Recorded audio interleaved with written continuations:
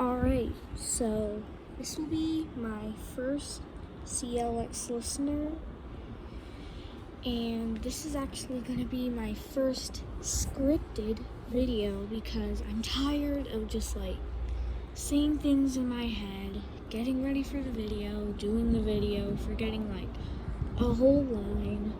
So I wrote it down.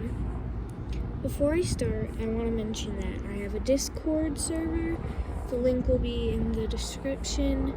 I will also start posting every day because of summer break. We are outside. I'm sorry if there's extra noises. And let's get started. You worked under the Queen as her viper or assassin, who had loved activities such as reading and spending time in the garden. You didn't bother going out unless the Queen needed you because you didn't want to deal with people judging you. Everyone around you had insisted to get a maid or a personal butler. You could defend yourself perfectly fine and were rather independent. You are currently riding a carriage to a person named Ceil Phantom Hives for an important mission.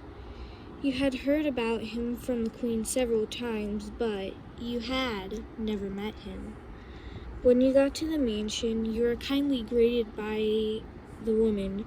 You walked past a few hallways and went to the garden.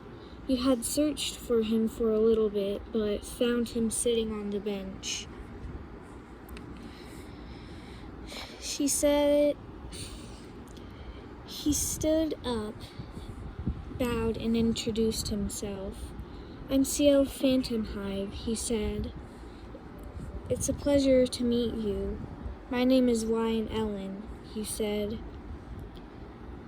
During the study time, you had learned much about your target, with some breaks of tea and getting to know each other. You had also learned a lot about Ceil, but you remember every time you stared up from your paper, you saw him looking at you and returning to his paper quickly with a slight blush on his face. When you stood up to go to leave, he stopped you and told you to stay there for a minute. He went to the back of the garden, disappearing. You didn't know where he went exactly, but you know he was somewhere in the garden. You didn't want to follow him, so you just stayed there.